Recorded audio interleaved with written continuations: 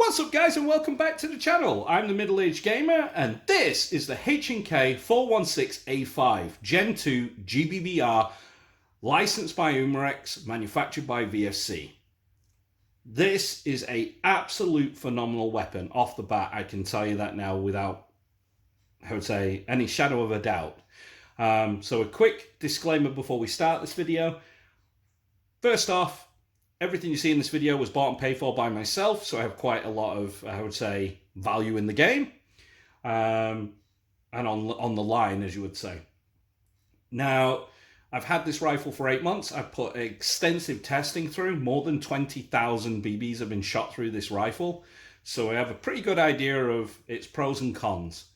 And hopefully, during the course of this video, I'll be able to explain the differences between the Gen 1, Gen 2, and yes, I am fully aware a Gen 3 has been released in the Asian market. It's currently restricted to Asia only, unless you import it individually at a very high cost. But the differences just don't add up between the two to be worth the importation as of this moment in time. It's currently slated for a July to September 2023 worldwide release date. So you have to wait just a little bit longer if you want the Gen 3. But with that being said, let's get into it and hopefully you can make an informed decision at the end of this video. So, doing as we always do, let's start from the butt and work our way to the tip. Now, at the rear, as you can see, you have your H&K slimline stock, which features absolutely aggressive texturing on the butt plate for a better grip when shouldering the rifle, a traditional sling point, and a recessed, ergonomically fitted, stock adjustment button. Better for us because it means that you don't accidentally catch it like on a Mark 18 crane stock or even the Magpuls with the dual latch can easily be, accidentally knocked and moved out of position, which is a distraction for the shooter at the end of the day. Moving slightly forward, you have the enlarged castle nut. After decades of testing, H&K have found that basically when a soldier mortars the weapon or drops the weapon on the buttstock, including in airsoft, the buffer tube is usually the weakest point. With a traditional castle nut being a third of the size of this, it basically allows the buffer tube to flex and crack under fatigue and therefore take the weapon out the fight, and that's not really something good for the shooter. So H&K extended it, and that's been replicated on this weapon, providing just the right amount of flex without, going too far to crack the buffer tube in case you accidentally drop. So it's a win-win for us lot. Behind it is your ambidextrous steel sling point, and you have your enhanced charging handle. Enhanced as it basically features the enlarged left button release stroke latch, which is fully reversible to the other side by popping out one single pin. I myself have tried running this left-handed and had no issues charging the rifle, leaving it on the standard right-hand shooter's side, let's say, without the need to flip. Moving down, you have your fire selector, which is fully ambidextrous and mirrored on both sides. It has been ergonomically cut so that it's in a large surface here for you to easily catch, but short enough not to get in the way of your grip when gripping the rifle, and allowing you to keep your grip in the same place. You'll find that's a running theme through this rifle, that you really never have to shift your grip, whether to release the mag, whether to drop the bolt, or what have you. It's always going to be you pointing the gun downrange at your target, which is awesome. Now, speaking of the grip, it is their, next level, as you would say, grip. They got rid of the finger groove that you see on the 417 and the older Delta 416s. So there's none of that big extended ledge sticking out to separate your index finger and that, which is awesome. It does, however, feature a trapdoor type thing here. You can remove the end cap and access a hidden storage compartment, just in case you want to put your batteries in there if you're out on the outdoor field. You have your full real steel mil-spec trigger, which is single stage, and your enlarged trigger well.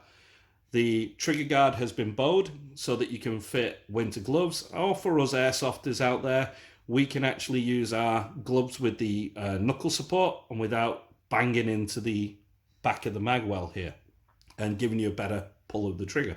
Awesome.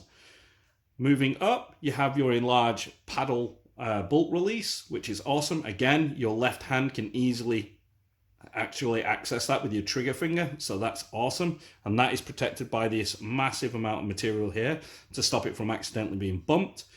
You have your ambi mag release, again protected by material and easily reach with your trigger finger, which is fantastic. Leading on to your magwell. Now your magwell has been angled aggressively and aggressively flared, I would say, for better fit and finish. This rifle is fully compatible with VFC's GBBR AR-15 5.56 mags. Now that's a mouthful, but basically any rifle GBBR that's in this same family of weapons that run 5.56 in their gas blowback lines will fit, including the new Colt XM projects, the Colt 733 that was recently released, and even the Gen 3 mags. Everything will run. BCM, you name it, the P mags, even third-party drum mags that have started to appear on the market will run in this rifle, which is brilliant, especially when you're on a budget and you're trying to have, how to say, a good spread of your money to have all the parts out the gate without having to worry. You know, that is absolutely phenomenal. Now, let's have a look at the markings. The markings on there, as you can see, got massively bold and bright for the fire control. And you've got your, serial number, your brand, H&K, the model number, the 416, and your caliber. This is the A5. Now, up here on the upper receiver, you still have your H&K. Now, the only marking missing between this and the ones made in Germany is the German proof housing, which is the antler. This being made for the, US Marines won't have that because it will have been made by H&K USA. Now, if we flip it over, as you can see, you have your polymer dust cover and your ambidextrous, fire selector, which, like I said before, is fully mirrored. You can replace these with any if you wish, as it is a full mil-spec AR, so therefore you can replace it with any of your favorites. And you have your ambidextrous bolt release here. It's a nice little pedal style with an elongated metal bar underneath it to stop it from being caught or snagged. And it's just a quick pull down and drop. So if we charge the weapon, you can hold it up. You can do all this one-handed if you wish with your finger from your trigger. And you can hold the bolt open and you can just nicely, and it sounds so good when it drops. As you can see, the bolt is marked with the H&K. So if we close that up, you have your traditional mag release here for your right-handed shooters, and you have your licensed trademark of Heckler & Koch GmbH instead of made by Heckler & Koch GmbH Germany. Other than that, it's one of those. Now, the gun does come with iron sights. At the rear, as you can see, you have your QD iron sight for the rear, which is fully elevation and, windage adjustable, no problem. And the front iron sight is hidden here in the actual handguard. It's completely recessed. So if you have a PEC 15 or a D-ball, you can run that right up to the front and it will go over the edge of the handguard, no problem, without losing rail space. Speaking of the handguard, it is keyed for rotation at the top. And as you can see, there is no extra material. So you can run your lights, lasers, or scopes, or whatever you want to call it, right the way across if you wish, and it will still be fine. The handguard is, fitted and locked on by this bolt here. It goes right the way through. The barrel nut is approximately about 3 inches. It goes to about here.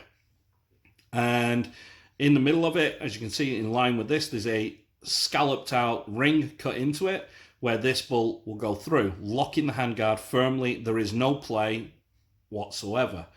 Meaning that whatever you put on this for laser or optics or whatever goes on it will always retain zero and function just as it should do. It truly is a battle rifle and designed for war rather than plinking at the range like you see with the modern, handguards that have 2 little screws pinching a barrel nut. And if you watch after about 5,000 or 6,000 rounds, the handguard goes flying off. And in between that, you've lost zero anyway. Now on the long, all the rails are fully numbered. It goes all the way down from top to bottom on all sides, so you can easily remember where you put your, how to say, optics and red dots and so on, which is awesome.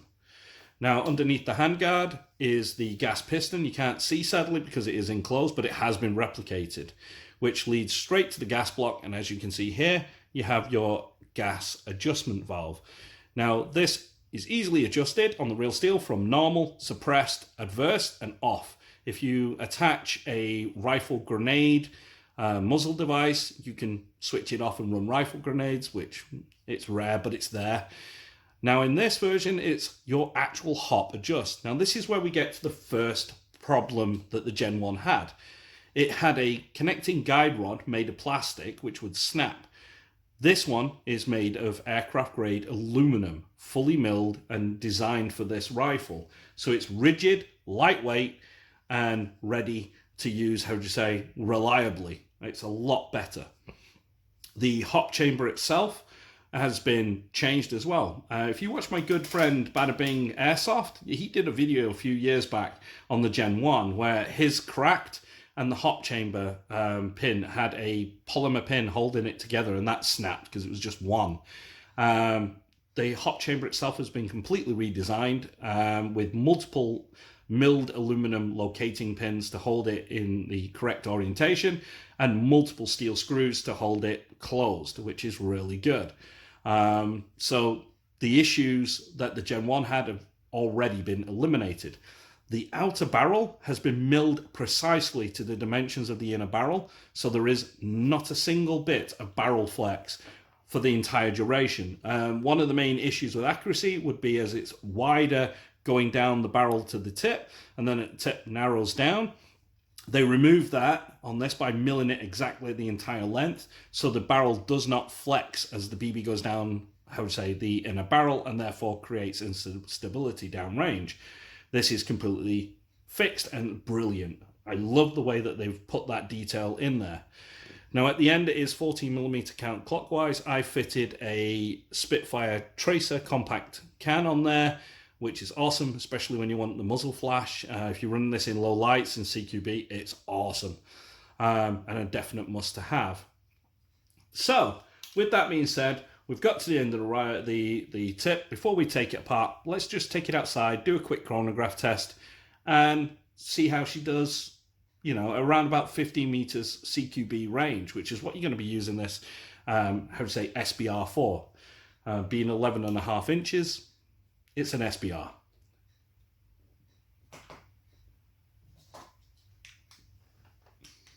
I'm using 0.2 gram BBs and green gas.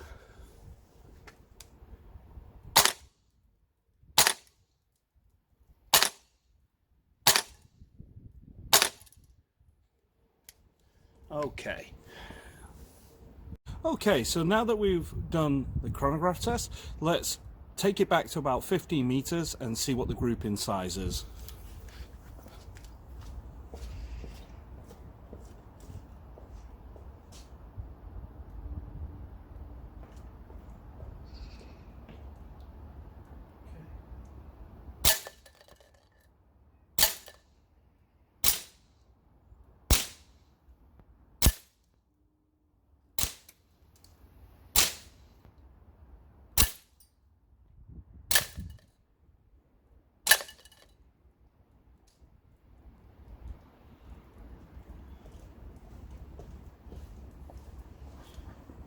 Okay, I'm shooting low, so let's see if we can readjust.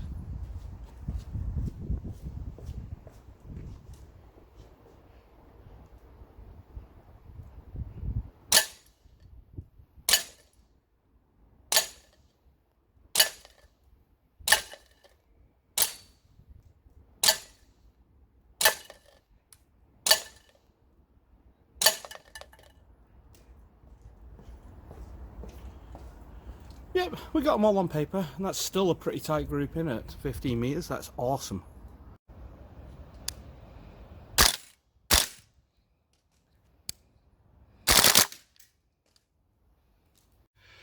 Okay, so now that we've done the chronograph test and everything is awesome as always, you can see the FPS is consistent.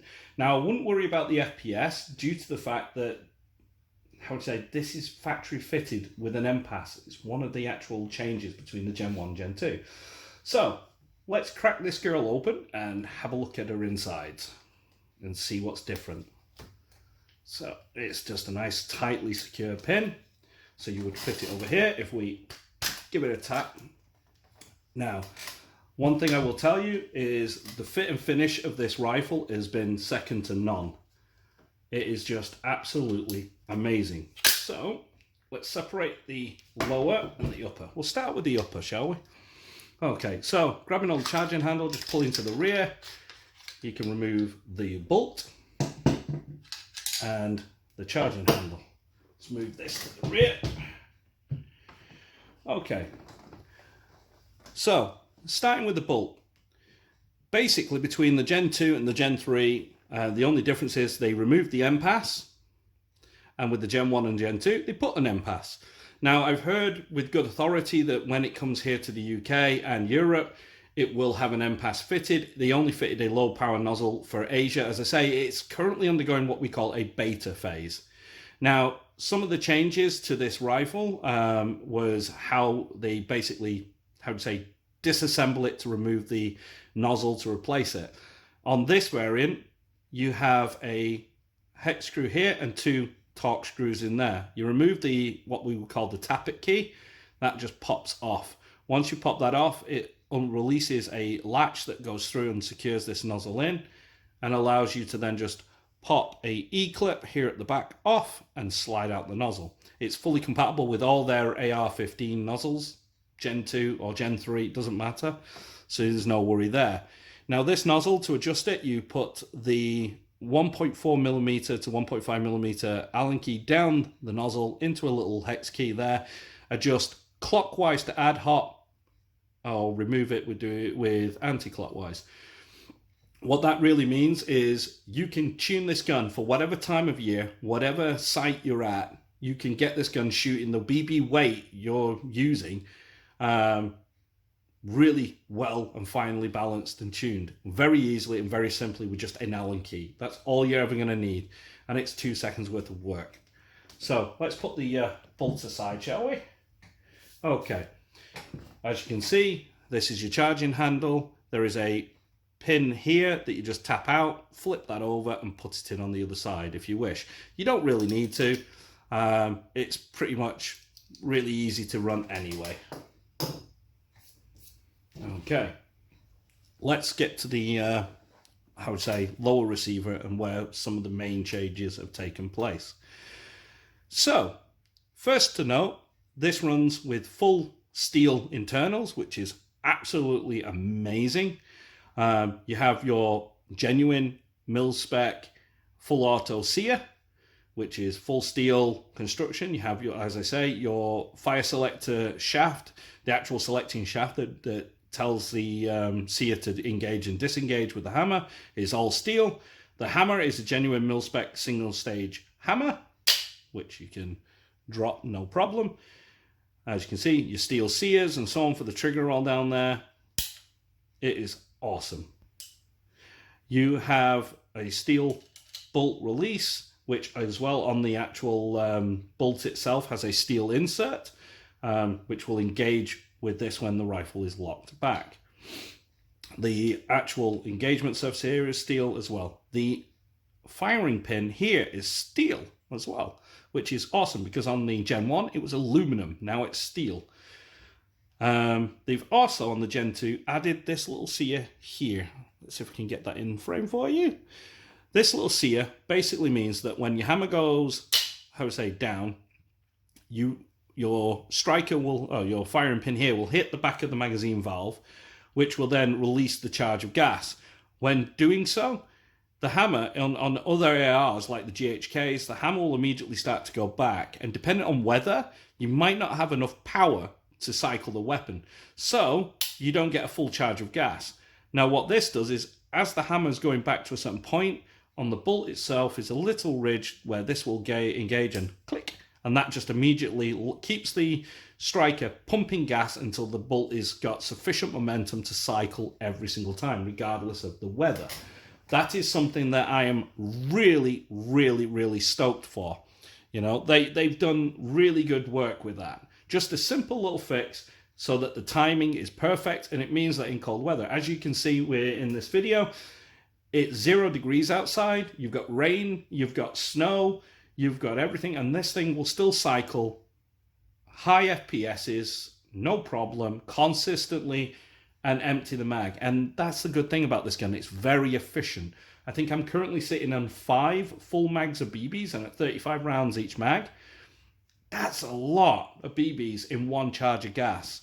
And in the summer, you could even get as high as 7 mags of gas, depending on, like I say, temperature, humidity, and so on. It's entirely up to you. But just adding that feature means it's more measured and more precise, and more reliable. Now, to the rear, the final change between all versions, which, like I say, is the buffer and the recoil spring. The recoil spring, so if we put that down for now, is a medium, strength. So we can get that off.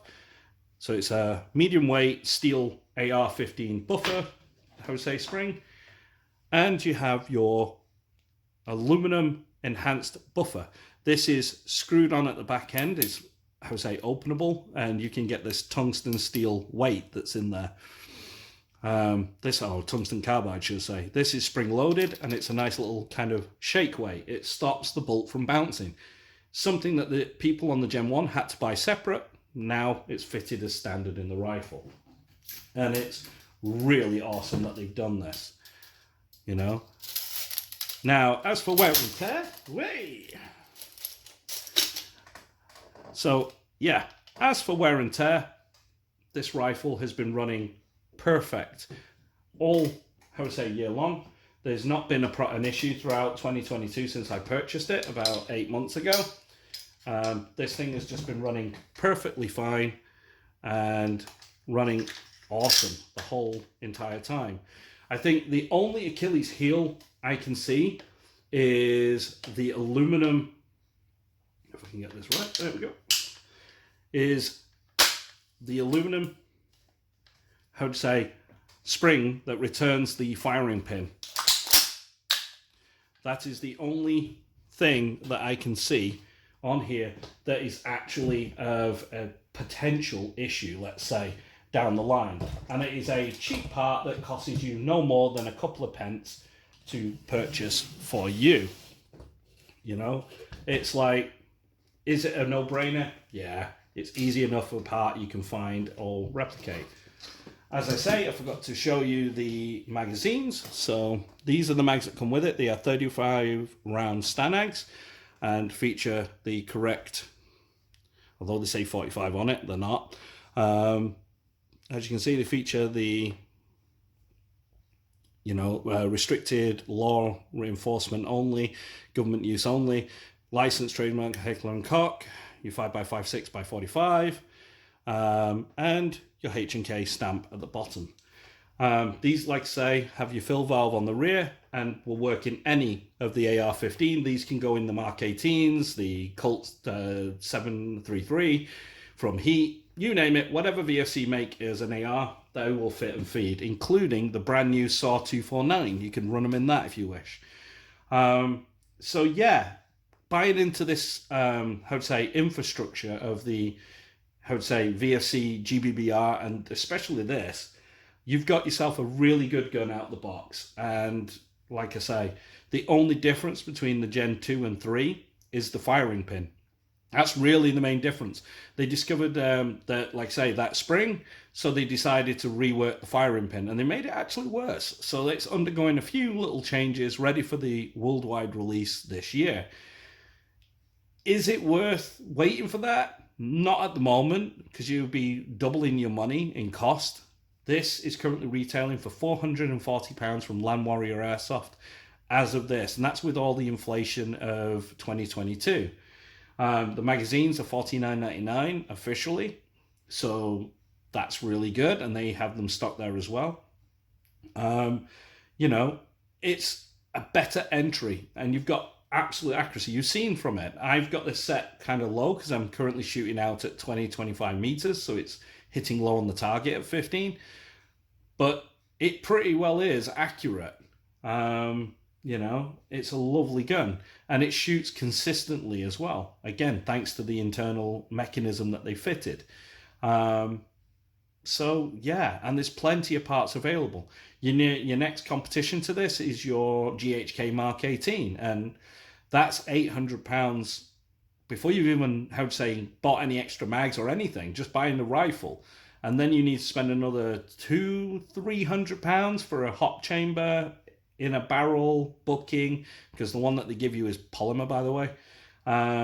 And then again, you need your enhanced buffer, because you'll find you'll get some bolt, again, because they're not having the firing pin lock on there. You get the bolt bounce occasionally, so you'll be getting an enhancement just to stop that. You end up spending lots of money, and at £90 a magazine, it's expensive. This is a way better option. It's light, even though it looks like well built, it's lightweight, it's easy enough to run, and it is so ergonomic and inclusive to everyone, whether you're a male, female, lefty, righty, short, big hands, small hands, doesn't matter. Elder gentlemen with the older traditional slings and so on, you have your sling point at the front. You know, it's inclusive. So with that being said, I've been Middle Aged Gamer. Hopefully you've enjoyed this video, and I'll see you in the next one.